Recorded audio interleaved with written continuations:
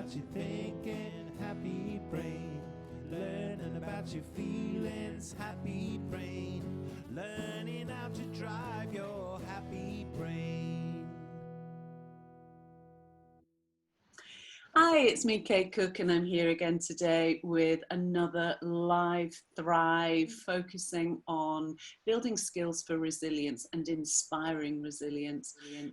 And I'm more than delighted today to have the very lovely teacher of ours and mentor, Kathleen La Valle, who is anybody who's studied NLP with Richard Bandler, John La Valle, president of our society, will know how amazing Kathleen is. So welcome, Kathleen. So wonderful to see you here. Hi, Kay. It's good to be here. Oh, thank you. So we're in lockdown across the pond. And so you're just getting into the afternoon, and I'm sort of heading into the evening. And Zoom is such a great way of having live chats, isn't it? Kathleen, you are such a model of NLP and all of the Bandler technologies, but you are so creative, and that appeals to my heart because, you know, that's very close to my heart. Do you feel that creativity is just in your blood, or is it something that has evolved? Or I think when we look at the word creativity itself, we're looking at a nominalization, as we say in NLP and in linguistics. So for me, creativity isn't a thing, you know, and I think that's a problem with when people look at and go, I'm not creative, I don't have creativity, that person has creativity, I don't know how to be creative. And I think because it becomes a thing, it reminds me of in business situations when people talk about we need communication.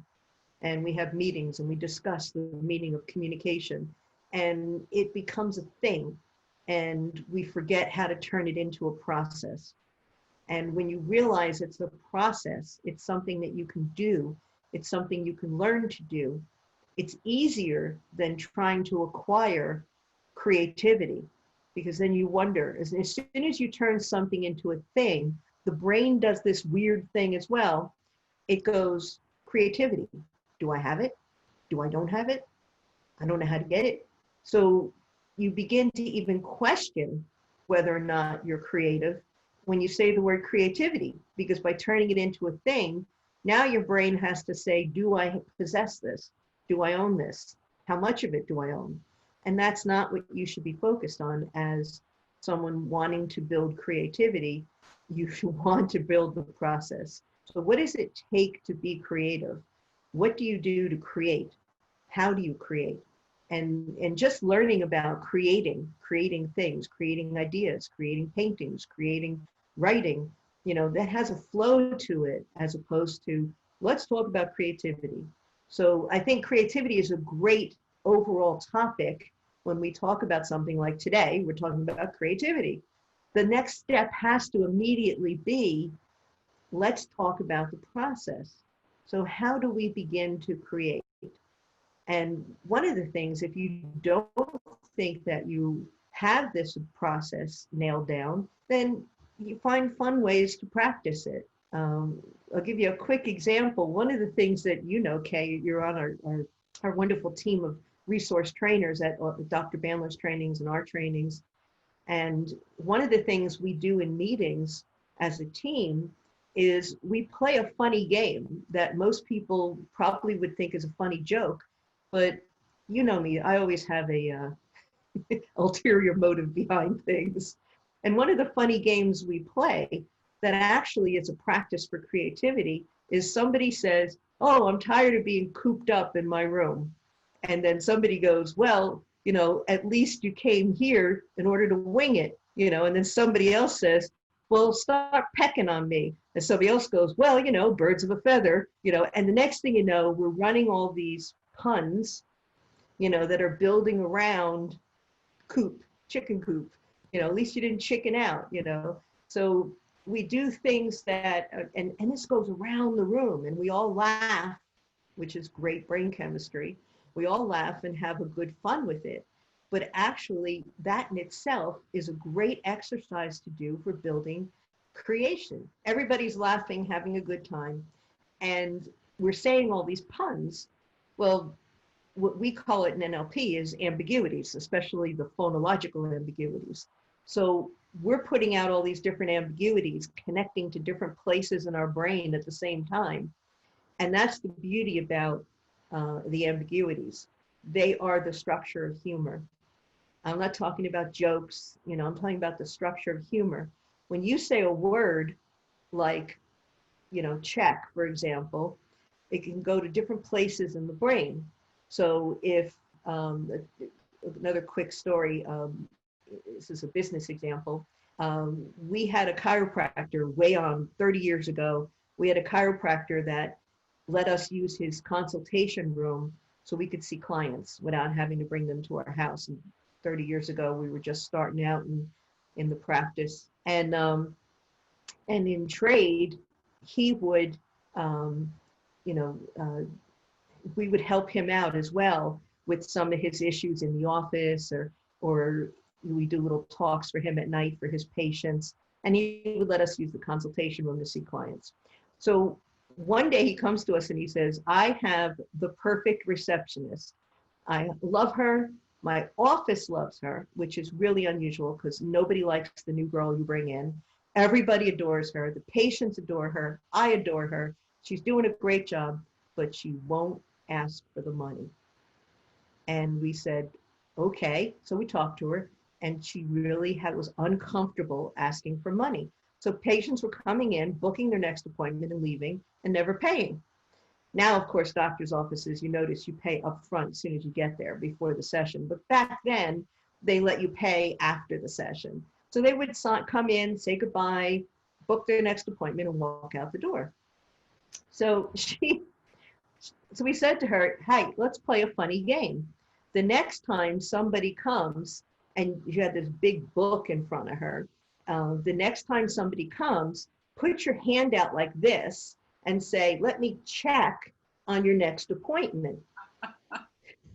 So, and people would unconsciously go, oh, that's right, I have to pay you. Or they just start going into their wallet while they're telling her what next date is going to be, and they would start paying. Well, she thought that was so funny that she eventually started coming up with her own games to play, because it was looked at as a game and something that she could be creative with and something that she could develop. So she started calling me and telling me the different ways that she was doing it.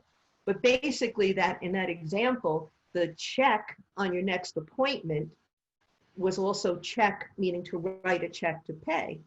So when you have that same word that goes to two parts, you even laughed when I said it, the check on your next appointment, because the brain finds that funny. Yeah. When you run an ambiguity where a word goes to two places at the same time, for some reason, it's like going inside and tickling your brain. You just laugh, you find it funny. So if you do that creativity exercise where, you know, somebody starts a topic, you know, then, you know, that you can, so I was getting ready to wash my hair, and somebody goes, well, I hope you didn't wig out, you know, and then somebody else says something else about, you know, hair, and, you know, well, you know, when you comb through all the ideas, what you had to do today, you know, so you start going around the room. You can do it on Zoom. You could do it if you have a group of kids, you know, in the family, a group of family members, however you want to do it. And you can even keep track, because maybe the first time you only come up with 5 or 6 before you run out. But maybe you get to the point where you could do 10 or 15 or 20 before you run out of words. So it's a great way to also measure, you know, how well you're working in building this creativity. So I think it's a great creativity exercise. What do you think? I love it. I love it. And actually it is one of our go-tos in our family. We, you know, we're often, it'll spark off out of nowhere. And then you can see somebody will go off to the toilet and they'll come back and they'll go, and then they'll go, and, because, you know, it's just like, I'm going to go and find another one. And of course, the more you try to do it, it doesn't work. It's got to be done in that spontaneity, hasn't it? That laughter, and I love it. I absolutely love it. It's a great creativity exercise, and there's many things like that, that the whole point of creativity is that it be pleasant.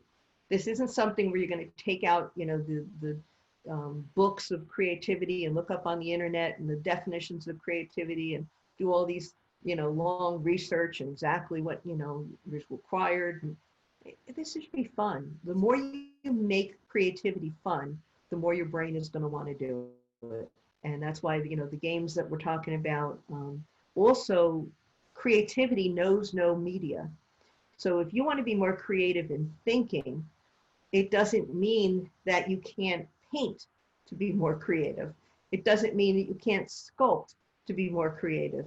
It doesn't mean that you can't build something with wood and hammers and nails to be more creative.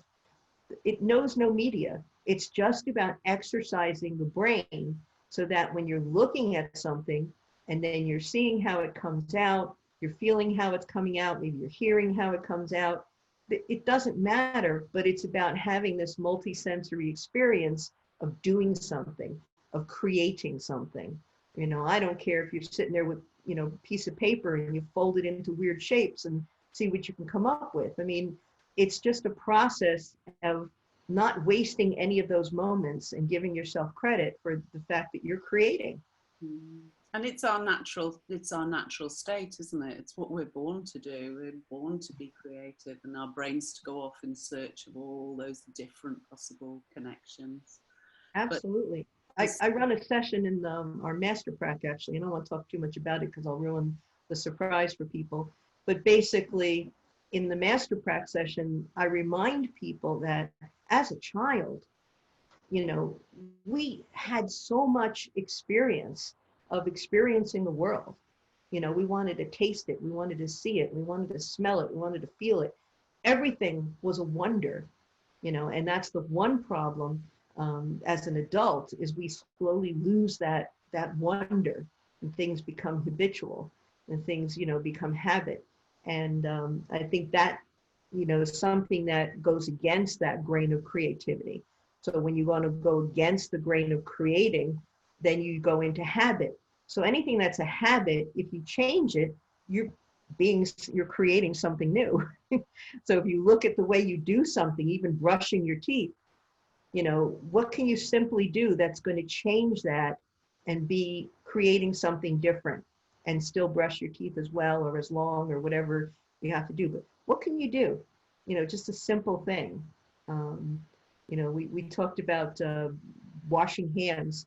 I was talking to my son about this process, and I said with children, we'd say, you know, sing happy birthday song and wash your hands for 2 happy birthday songs, you know, and so, well, what if you every day picked something else to be birthday?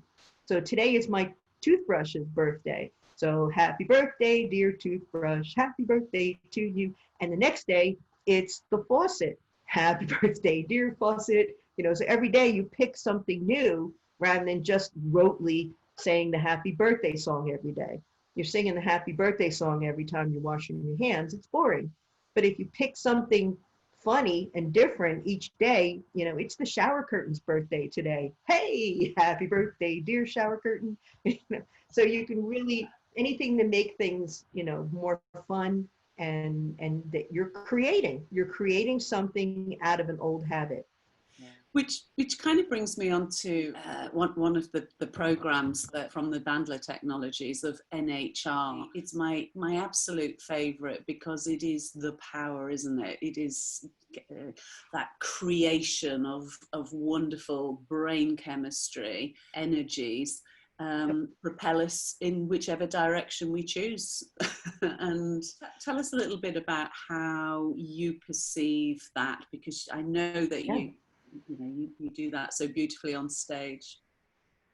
Well, one of the things that we do in again, some of the meditations or trances that we do within the group, you know, when we work with the trainers that are there supporting, one of the things I like to do with them before we start the day is to do a little trance that to me is all NHR.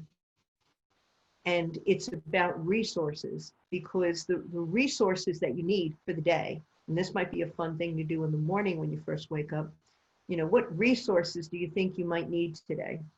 And so the first thing might be organization, or be able to organize things, because you have a busy schedule. So you think, oh, I got to organize a lot of my schedules, or prioritize, or whatever words you want to use. And then when you think about that, how does that feel? How does that process feel? And what's that resource feeling when you're feeling very organized, or you're feeling, that you can put things in sequence and order? How does that make you feel? And you can use any kind of metaphor you want. I usually use a cauldron, so I think about a big pot or a big cauldron, and it's bubbling. And so, I talk about, okay, so let's take that solution down, and solution there is also another one of those ambiguities, phonological ambiguities or puns, because it's a solution, meaning a liquid, something suspended in a liquid, but it's also a solution to your day. You need organization, or you need prioritizing schedules, or organizing things. And you put some of that in there, that cauldron. And I have people do that in detail, that they see what the bottle is, or is it a bottle with a dropper, or is it a shaker, is it powder, is it a pouch you take out and poof it in, whatever you want to do. And then think about, well, is that enough? What else would I want in this day? So maybe, I'm going to need a good sense of humor, because I got a lot of things to get done in a short amount of time. So I'm probably going to need my best sense of humor available. So you reach up and you pull out that sense of humor solution, and you dump that in, and then I think, oh, maybe a little more of that. And you put that back up. And you go through this process of thinking, what else do I need? Patience. I need to be able to stop and breathe. Okay, so put some patience powder in there. And you can make it as fun as you want. And you're building the solution, but basically what you're doing is you're creating, and in the NHR, what we say is, you're your own bartender, you're mixing your own brain cocktail. So what cocktail do you need in your brain that day? What solution? So what other things might you need? You have some patience, you have some sense of humor, you have some prioritizing, organizing skills. What else do you need to have? Maybe some ability to tune up your senses, so that you're seeing the opportunities, seeing the best ways to move things, hearing the tone and the voice, so you're not miscommunicating with someone. So sensory ability, sensory acuity. Okay, so let's take that down and boop that in there, boop, boop, boop, and begin stirring it all and mixing it, so that you're taking things that you normally wouldn't be putting together and making this great solution. And then in trance, if I'm doing this in trance with someone, then I tell them to take out their ladle, and dip it in, and take a big sip, and feel that solution running through your body and your brain, so that you're ready to organize the day. You're going to be having great sensory acuity, so you see all those opportunities to make things fit, make things work easily. You have lots of sense of humor. You know when to stop and go, and then move into the next piece. So you're building that solution. So many times in NHR, people say to me, well, I'm still not getting what this NHR stuff is. And we're talking about neurohypnotic repatterning. What is this NHR? And I say, okay, so somebody might say to you, I want to be motivated. And then somebody goes, oh, yeah, okay. I want to be motivated. Yeah, I understand that. And I think, in NLP, we go, okay, great. Is there ever a time you felt motivated? You can feel the motivating now feeling, and what do you see? What do you hear? What do you feel when you're in that motivating place? And, and you do all this stuff, and you can anchor it, or you can build it into a strategy. And in NHR, which is all good stuff in NLP, but in NHR, we sit there and go, that's it? You want to be motivated? Really? That's it? So they go, what else can we do with that? So what if we could, well, let's look at motivated for a moment. So you're motivated, you're highly motivated, you're moving forward, you're out there, you're moving, you're grooving, and all of a sudden you hit an obstacle and you're like, now what? All you know is to go forward. Well, in NHR, we say, what if you were creatively motivated? Talk about creating. What if you were motivated creatively? So that when you ran forward and you hit that obstacle, creativity kicks in. So you go, what do I do with this? I can make this from it. I can move it around. I can go under it. I can go over it. I can go through it. I can utilize it to do something else. So when you mix creativity with motivation, now you have something that has less chance of getting railroaded, of getting blocked, because you mixed creativity into motivating. And creating and motivating works really hand in hand together. So that's some of the things that in NHR, we look at, which fits perfectly what we're talking about in terms of being able to be in this place where you can create, is that when you're motivating yourself to move and you get stuck, you don't want to have to then stop and derail yourself and figure out what to do. You want that creative process right alongside so that it just jumps in and takes over. So blending, motivating, and creating is a great resource, and I'm sure there's other things you might want to move into motivation as well. I love that, and I'm such a fan of NHR. I think I was in, well, it was a while ago, more than a decade ago, when I was introduced to NHR, and it was like a big sledgehammer, because it was just the concept of, you can design how you want to feel before you get there. Wow. Why didn't I know that? I felt I'd missed out for 40 years. Nobody told me. That's not fair. All those people have been out having an advantage in the world because they've known how to navigate those states. Well, I want to do that, and I want to be good at it. But in fairness, I felt the same way with NLP too, because I was like, duh, why didn't I know this stuff when I was in school? I was in high school and even college. This would have been great information to have. But definitely in NHR, in design, human engineer, any of the technologies that Richard's developing, they've all blown me away. Yeah, and I know you've been doing it for a super longer time than I have, but I think in the 15 years or so I've been involved, it's like, it's just, every time I think, oh, I've got that, I know that bit, and then I turn up and I go, oh God, who knew? There's another 5,000 places I could take my brain to. It's just an endless, wonderful exploration of the mind, the body, the spirit, the whatever you want to call it, isn't it? It's absolutely, it absolutely is, and it's that since we're talking about creating, you can even create new feelings that you've never felt before. I mean, that one blew me away when for the first time I was in an NHR seminar. I'm trying to think. John was on stage at that moment, or Richard, and it might actually have been John. And he said, and this afternoon we're going to create new feelings. And I was like, what? And I already been in NLP for like 20 years, and I was like, what?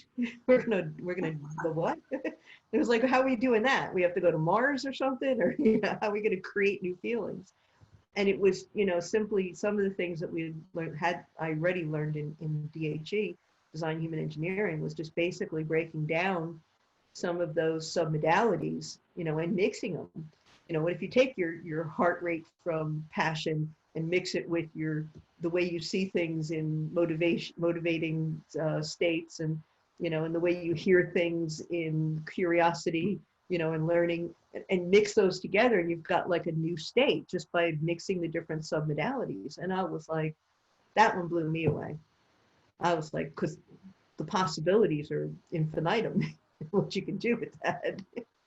Of a huge amount of my focus and attention right now is in trying to get this into the brains of the youngsters as soon as possible, because then the next generation is going to be super thriving. If only we'd had those skills as children, can you imagine what the world would be like So we have to educate people. But certainly in the UK, we have an education system that it just steals any sense of fun or creativity out, you know. So we churn out these teenagers who take life terribly seriously. It's a process. Well, you do this, then you do this, then you do this, and Yep. you know, when we know that you could sort of grease it up, oil it up with all those wonderful feelings, creating new possibilities. It's very frustrating for us.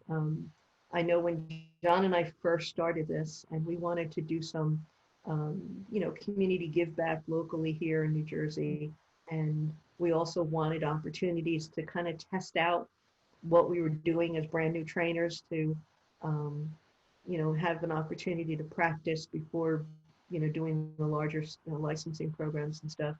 And we went around the school systems and we said, look, we'll come in any afternoon, you know, 3 o'clock, 4 o'clock, whatever you want, and we'll do an hour, 2 hours, 3 hours, whatever you guys want as teachers. And we can show you how to teach kids how to spell in like 5 minutes. You know, we can show you, you know, how to help students that are struggling. You know, we were smart enough not to use any of the terms, because then as soon as you do that, they want to see a teaching degree and all this other stuff. I said, we're just going to show you some basic, you know, brain stuff. And you know how many schools took us up on it? Many.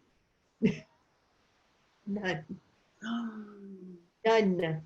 Now, through the seminars, when we started doing our practitioner seminars, we had several teachers that came in, or different people that were within the school systems. And after taking a practitioner, they came back to us and said, could you please come in and work with our teachers or teach our teachers? And we actually did a practitioner program for only teachers.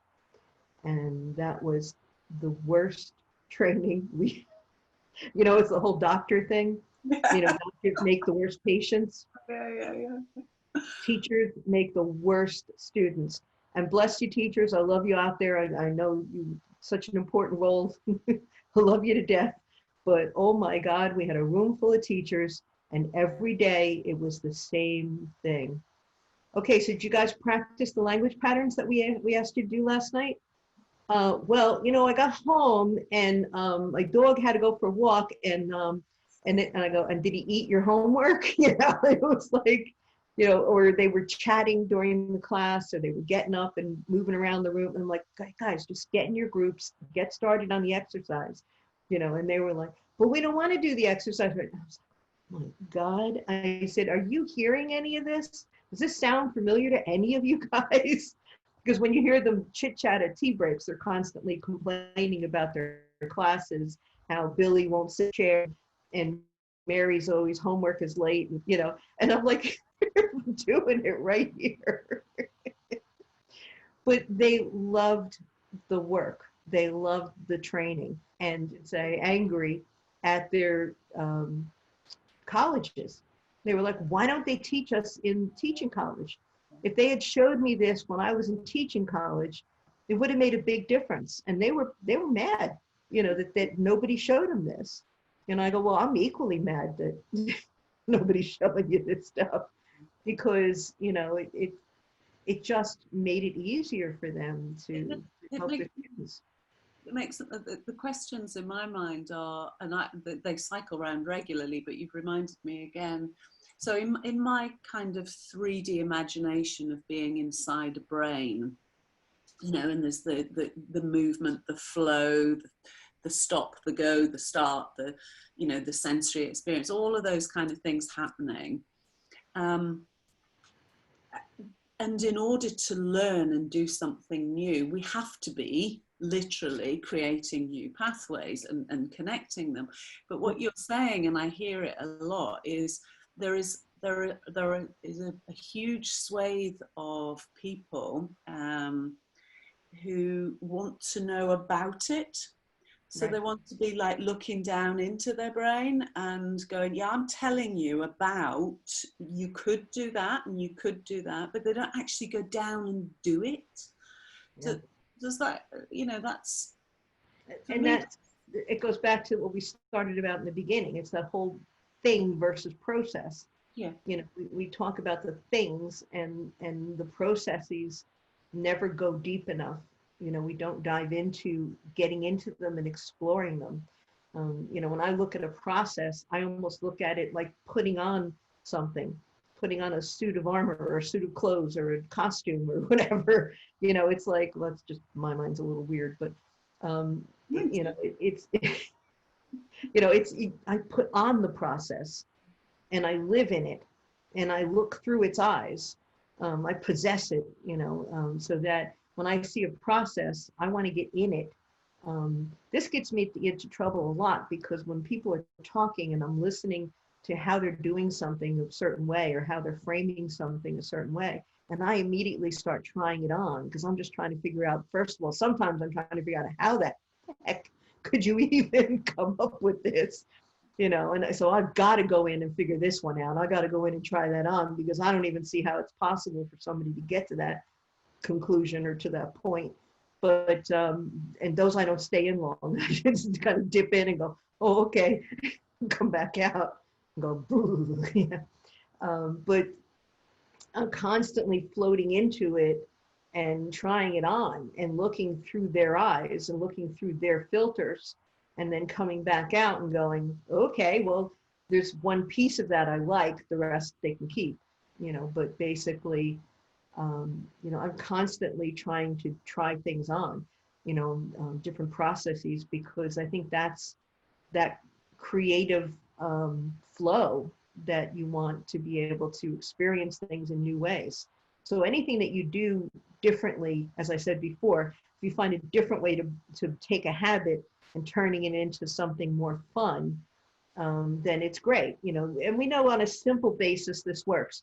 You don't like mopping the floors, but if you put a song on and you mop the floors and dance while you're mopping, the mopping is more fun. I mean, this is basic, simple things that we can do to take a habit and being creative about it, making it more fun, making it feel better. Therefore, we want to do it and we enjoy the process of doing it. So we can take that into bigger models and use that same system. So the first thing is to anything that's habitual, you want to be able to find a different way to do it. And that's going to crack that opening in the wall that you can begin to see a new way to either come up with a new process or to come up with a new creativity model, to come up with a new way of enjoying the process if it's something that you don't enjoy, or be more motivated about doing it. So, you know, that I keep going back to that, getting rid of those habitual things in our lives.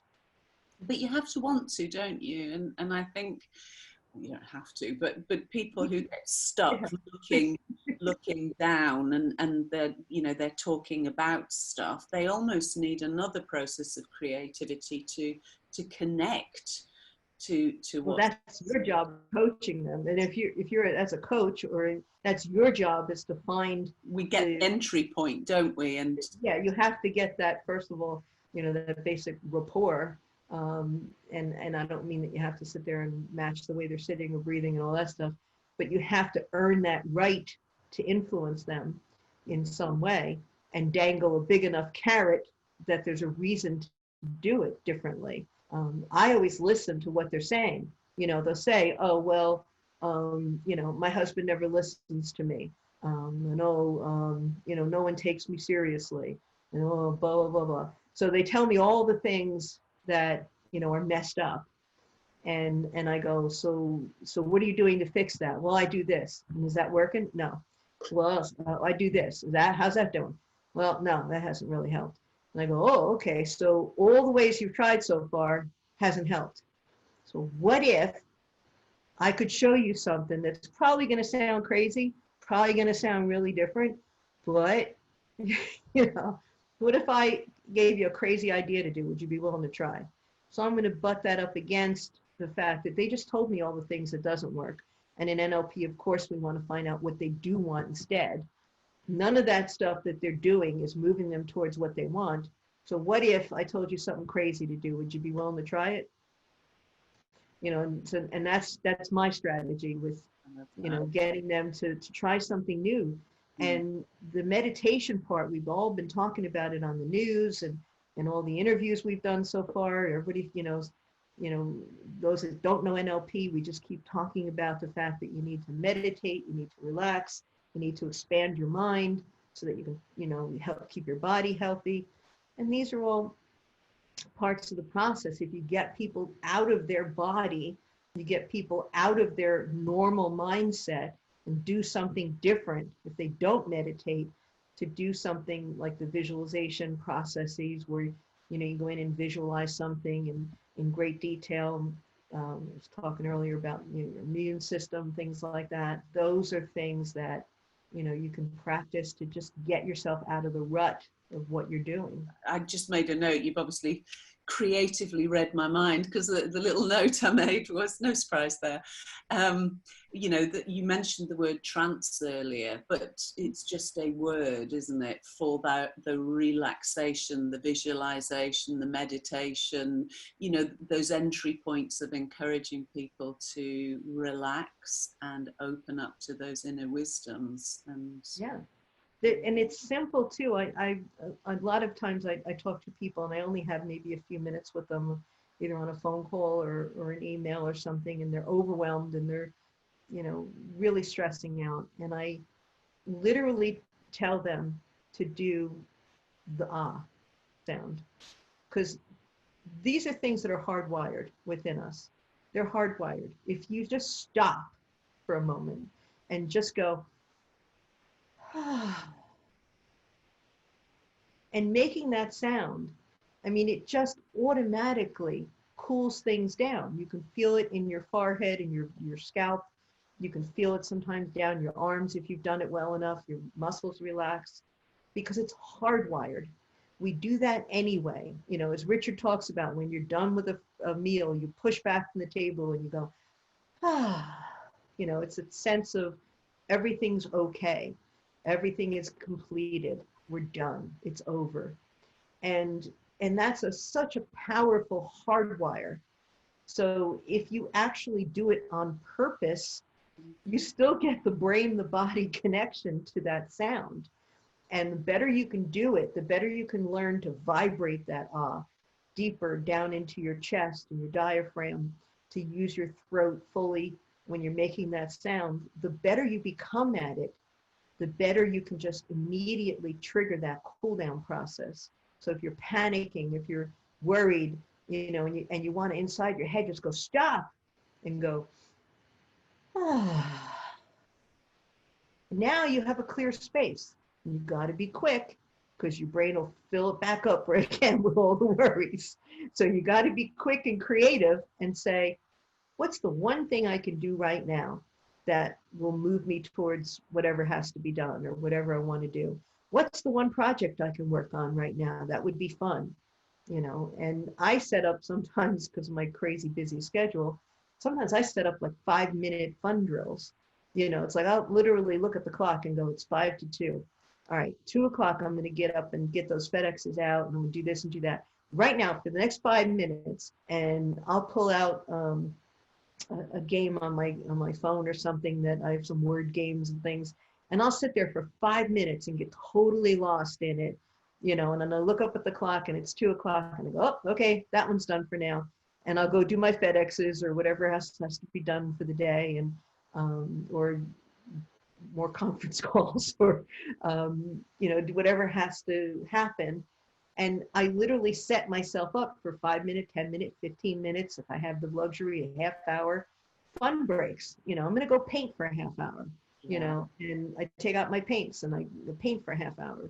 So, it doesn't mean you have to live in stress. If you find myself getting too frustrated, then I plan a fun day, which could last 5 minutes, my fun day. It could last a half hour or 15 minutes, or on a good day, an hour.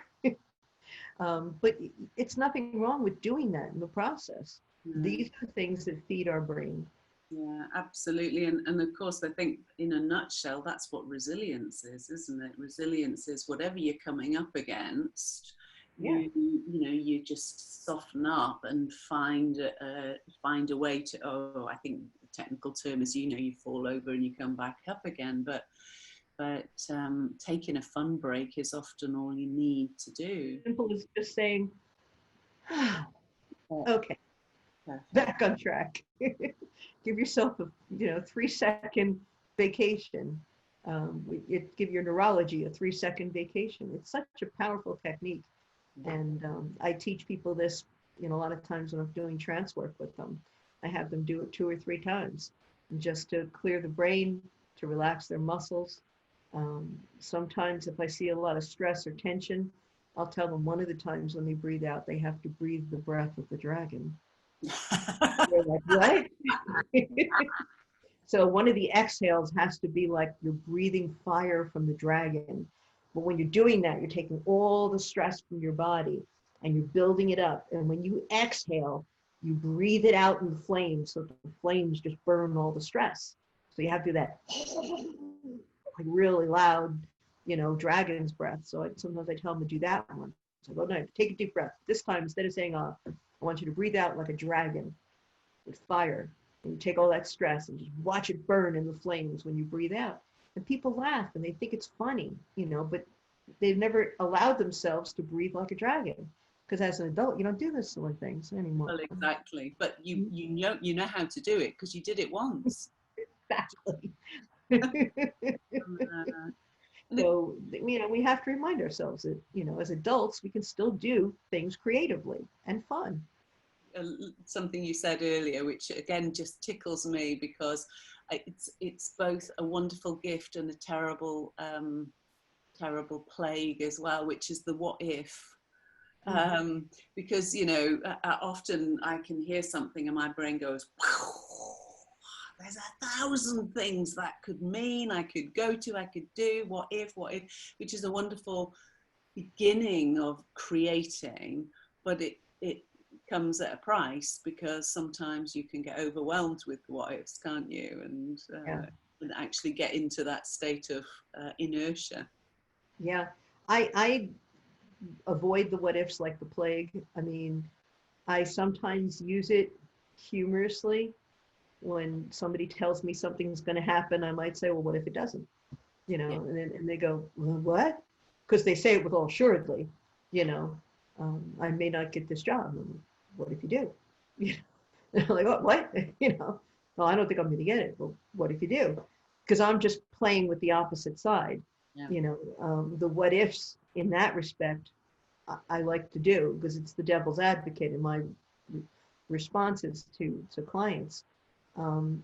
With the general what ifs, and I certainly, I think it's one of Richard's least favorite things as well.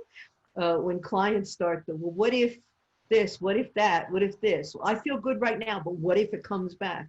That's the danger of the what ifs, because you could sit there forever. It's like the why, because why? Well, why, because why?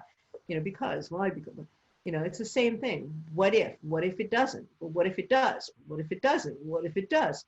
It actually throws things into a loop. Mm-hmm. So, if people start with the what ifs, we usually stop that pretty quickly because it's not useful. Now, if you're going to say, what if my life becomes absolutely wonderful every single day? It comes better and better. Then I still would want you to say, when it does, it's going to be wonderful. I might still take the if away, but the what if is like you said, it's the quicksand. It's a slippery slope, because if you're just throwing what ifs out for the sense of what if, most cases it's avoidance. It's avoiding the situation. So I don't have to take responsibility for this if I can what if it to death. And that's not where we want to be. We want to take responsibility for the process. Mm-hmm. So even the what if good stuff, what if this happens? What if that happens? What if this happens? It still takes away your focus, and it still creates a way of avoiding choosing a path. Mm-hmm. That's one of my quirky things from way back was before NLP. God, don't ask me anything. Don't ask me, you want to have lunch here or there, because I'll go into, a complete breakdown panic mode. If I have to choose, do you want to have lunch at the diner? Or do you want to have lunch over at the, the Italian restaurant? And I go, oh God, I don't know. Diner and restaurant, diner, restaurant, diner, restaurant. It was like a life-changing moment of decision for me. I hated making decisions because I had a really bad strategy back then. This was long before NLP. And so it was just simple things. I didn't want to decide anything, because if once I made that decision, then what if it was the wrong decision? What if it's like one of those sci-fi movies where if I had gone to the diner, my whole life would have shifted because that person that was going to meet me and give me that job, or was supposed to be there. And I like, you could just blow these things and we out of lots of proportion. people who do. I like the bit where you were saying it's the what if. You wouldn't start with what if, right? But I think in my experience anyway, sometimes I might say, you have your fun 5 minutes or something, I will have a what if 5 minutes or a what if hour, and I'll just but there has to be some kind of purpose to it, because whatever you want to call it, a frame, a purpose, a goal, or whatever, and it's just like, okay, so I am going to think about that problem, or that thing I want to achieve, or goal, or something, right. And I'm going to sit in the what ifs for a limited amount of time. But it's the sequencing of it, isn't it? You wouldn't just start your day with, well, what if, because then you wouldn't get any. What if I stayed in bed all day? What if it feels really nice and comfortable here for the rest of the day? Yeah, that's come across my mind a couple times. In the theme of creativity, you've probably seen these memes on Facebook or social media where people are only dressing from the top half up, and they're in boxer shorts or pajamas in the bottom half, because this is all we ever see of each other. So cool. There was actually a newscaster here in the States where that didn't work out so well, because he had moved for something, pulled back just for a moment, and you could see his shorts. He had like boxer shorts on underneath his dress shirt and his tie and his jacket. And there it was on the 6 o'clock news. So yeah, it's been funny. Oh, it is. And I think, it's really, I love it. I absolutely love it. There was a weatherman on the news yesterday, and he was doing the weather, and he explained up front. He said, look, my wife has a Zoom meeting with her business in the other room. So I have the girls with me, and, they promise they're going to sit here on the couch and they're going to be good. So he said, so they want to say hi, so I'm going to let them come out and say hi. So these two little heads appear and they go, hi, and he introduces them and he goes, okay, girls, now go sit down. And he starts the weather, and they have that green screen behind them with the whole weather map and thing. And that lasted 3 seconds. The little one's climbing up him. So you see these hands starting to come up, and this little one who's about 3 starts climbing up his suit. So now he's got the one on this arm, the other one's head keeps popping in, and now she's blocking where the news is, the weather that he's reporting. So he's trying to get her to move. And it was the whole, I was in tears. I thought it was great. And he literally came back and apologized later. And I was like, dude, there's nothing to apologize. I got the weather. I got everything you said you wanted me to hear. And I laughed. I don't usually laugh through weather reports. I thought it was fabulous. I think they should do the weather that way all the time. Bring in kids, dogs, elephants, giraffes. I don't care. I think that's great. We should do weather that way from now on. But they were like all upset, and they apologized. And he came on and apologized afterwards. And I was like, really? You just missed a beautiful moment. Yeah, and didn't appreciate it. And no. I think so many things are going to be different after lockdown, aren't they? People are really sort of discovering lots of things, like what's important and what isn't important, but also, just like you say, actually that was great TV. And so, yeah, I love that. Nothing to apologize for. I just am so inspired by your endless creativity and authentic access to that playfulness, and you really draw it out of everyone. And something I noticed, that playfulness is such an important feeling, or whatever other words we want to describe it.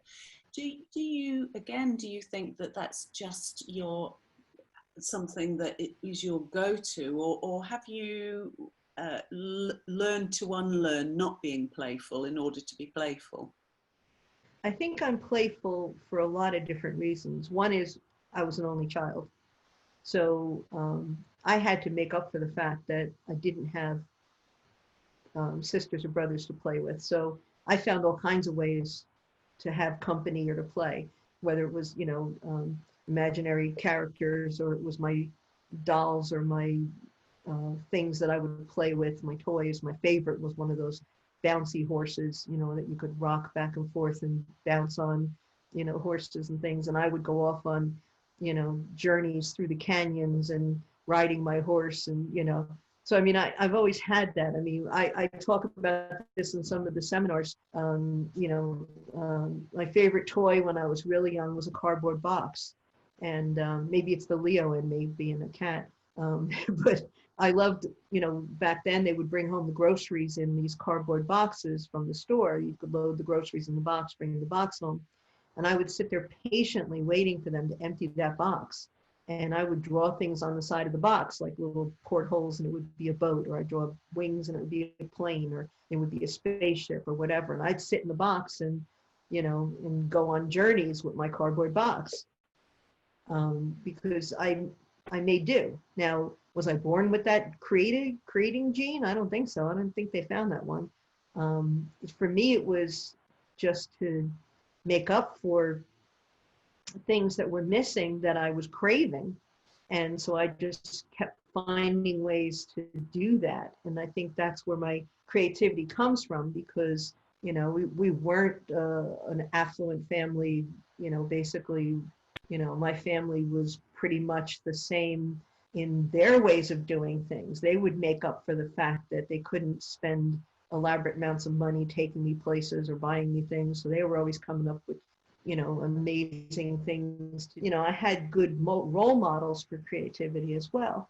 It's, in my nature, I have the Peter Pan gene, if that's still one there, that goes, I have to grow old, but I don't have to grow up. That's a choice. I work, I take my work seriously, my clients, customer service seriously, but I don't have to take it in a serious way. And that's where the creativity helps, because I find creative ways of making it fun. Whatever I have to do, I find a fun way to do it. I make a game out of it. I make a crazy imagination thing in my brain out of it. So that's where the whole creating space helps, in terms of, when you, even the serious things, you get creative about it, it makes them less serious. In NLP, we talk about strategies as, the sequencing of things that we think and do, and all the sensory modalities in order to get us to a goal. Yeah. And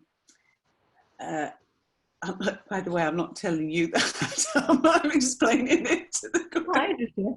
I got you. I understand. No, I pass.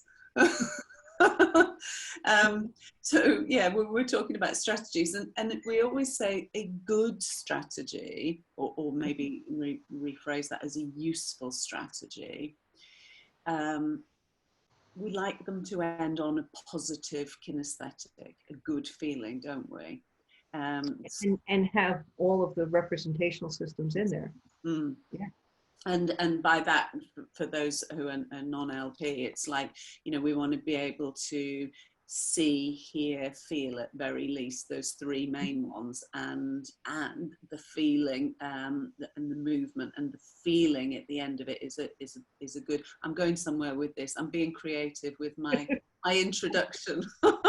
Trust me, trust me. Where I'm going to is something that amuses me endlessly is whenever we talk about, ending the strategy on a positive K, because the kinesthetic is represented as a K with a little positive. Well, my name's K and I shorten it to the letter K, and I was going, yes, end your strategy with me. And when I was emailing you to try to set up this this wonderful opportunity, I was just like, there are so many things we could call this, aren't there? The K plus meets the K plus plus plus. The K and K. No, there has to be. And my brain was like all those different possible kind of notations that we would play with in NLP strategy elicitation. So it's just a little playfulness in my mind, but it does make me chuckle. Yeah.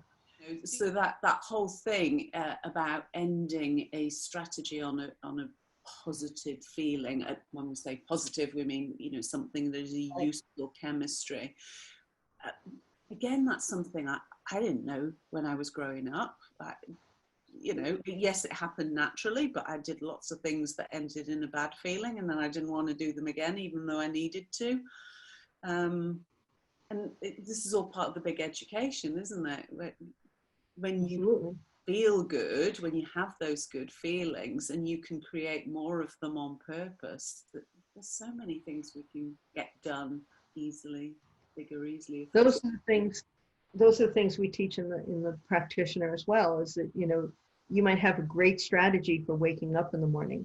You can motivate yourself to bound out of bed, and great, you feel great and you know how to do it. It works perfectly every morning. And yet you can look at the garage that you want to clean out, and you look at the garage and you go, I'll do that later. I got to get those emails out. Or got to do this or got to do that. So what's the difference?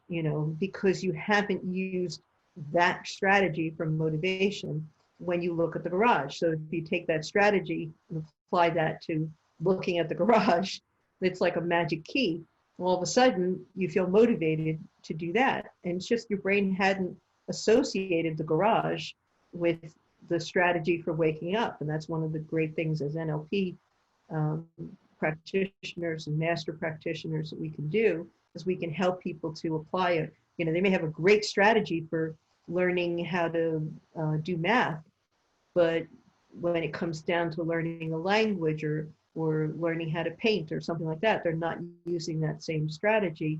And it doesn't have to be a strategy only for math. It's just a learning strategy. And you can apply it to something where you find learning is more difficult. Usually when things are more difficult, there's some other kinesthetics thrown in there. Believe it's hard, or you believe it's that, you believed it. Sometimes it's as simple as getting rid of this, you just need to use a different strategy, one that works already for learning for yourself. We talked about strategies and, the ending with the positive note or the positive K. The one thing on my strategy is my big question at the end for the positive K is, can I make this fun? So I go, whatever strategy it is, I get up in the morning, I open my eyes, I look out in the room, I think about everything I have to do. I say to myself, this or that. And then I go, can I make this fun? And if the answer is yes, then I get the positive K. So any strategy I run, I always put that in there. I've inserted that into every strategy now. So I go, can I make this fun? And if the answer is yes, then it goes to the positive K.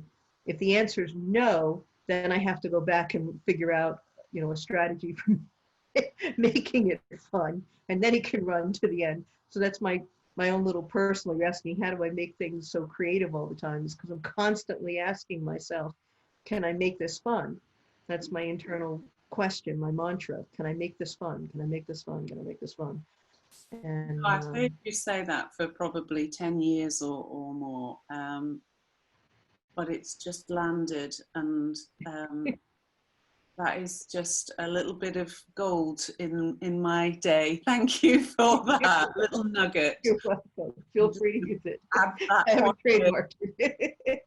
There's always more fun, but it's it's being so specific with that question, isn't it? It's the end of the strategy before I get that positive K. Because sometimes I have to go back and tweak things before the strategy may work, but if it's not going to be fun, then I have to go back and tweak it until I can find a way to make it fun. Because then I know I have a better success of actually doing it, a better chance of it actually running. But and so the other message I have to people out there that are stressing out or locked down or whatever, is that this is the time to not only be creating things, it's a great opportunity to create. I wouldn't say a new you, because I hate that with you. Oh, you have to create a new you. Well, no, you got a great you. It always can use some polishing or some dressing up or some added abilities, and this is the time to do it for sure. Always make it fun, and this is the time to do things that you would never think you would do before, in terms of, if you don't dance, this is a great time to learn how to dance. You can do it alone in your room, nobody has to see. You can look up videos, you can just turn music on and move your body till it feels fun. This is the time to sing. This is the time to get some art supplies and put some great music on and just move the brush to the music with different colors and see what comes out. This isn't the time to take anything seriously in that respect. This is the time to play. This is the time to be playful. Think about animals, the baby animals, the puppies and the kittens and the foxes and everything. They all play fight. They all learn by playing when they're first born. And now you have an opportunity to stay home and try new things. So, paint, draw, write, do poetry, sing songs, write songs, things that you wouldn't normally do. Get some clay and mold things. I'm always we start putting up posters, and they're always yelling at me because I'm grabbing the poster putty and making silly animals from it when they needed to put the posters up. So I always get in trouble. But, you can do anything, cook, bake, God, there's so many recipes and videos about how to make this, how to make that. So this is the time to try new things, because every time you try something new, you grow a new cortical pathway. So every time you play, every time you try something new, every moment is an opportunity to grow a new cortical pathway. And you never know where that new cortical pathway can take you. Oh, that's just such a perfect end to an absolutely wonderful interview with you. Well, it's not an interview, it's a chat, really. I've just so appreciated it. Thank you. And just for anybody listening who, obviously, if you want to know more about anything that we've discussed here today, anything about NLP, NHR, DHE, or any of the things, any of the words that you've heard and you're not sure about, then by all means, contact me. But if you want to contact Kathleen directly, how can they find you, Kathleen? Well, our website is purenlp.com. That's PURENLP.com. And on that webpage is a place where you can get more information about NLP. Also, under our trainer pages, my email address is there. So they can email me. I'm on Facebook, Kathleen La Valle. So Pure NLP is our home base of operations. Oh, that's wonderful. Thank you.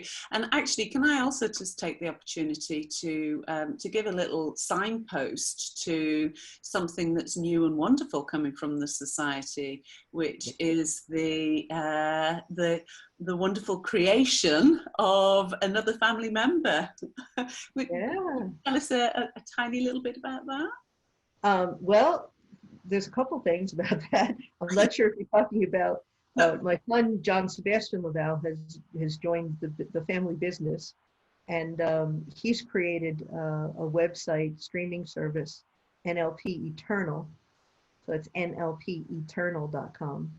And it has been an amazing process. There's vintage things of Dr. Bandler, There's new stuff. All the things that were on nlpstore.com is up there. There's going to be new content coming out and new categories. My son is also working on an experimental sound category, the effect of sound on the brain and states. There's going to be all different categories coming up and different video content that we're constantly uploading.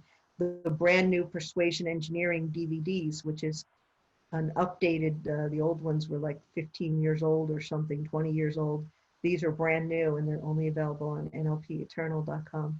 And right now, because of all this silliness that's going on out there, and I don't mean to take it lightly by saying silliness, but that's my own brain fixing things for me, with the quarantining. And there's content that we're putting up for free that you don't have to be a subscribed member, and that'll be up probably through the end of May, maybe even June. We'll see how far out this goes. So even if you're not a subscriber to NLP Eternal, there's some great video content up there for free that you can view, and a great opportunity to see Dr. Bandler and John La Valle. Absolutely, yeah. I'm dipping in as often as I can. In fact, I fell asleep listening to it the other night, and yeah, it's just so many. Not that I fell asleep listening to it. I was. I know what you mean. It was just so interesting, and I was staying up way past my bedtime. And anyway, it was yeah. So it's a great website. I highly recommend it, and we're about to put some details of that on our website as well. So you'll be able to catch it in 2 different directions. So once again, I'd like to thank Kathleen for giving a huge amount of time and just so much, so rich and exciting and interesting, and above all inspiring, because that's really the purpose of these chats during lockdown, is to find out what interesting people are up to, but more importantly to inspire resilience, and some really exciting and interesting ways to add to what I already thought was a good resilience strategy, because we're always aiming our brains towards the thrive. And I hope to see you soon with some more of these live chats, and take care. Bye bye. Thank you. Bye bye. Happy brain, learning about your thinking. Happy brain, learning about your feelings. Happy brain, learning how to drive.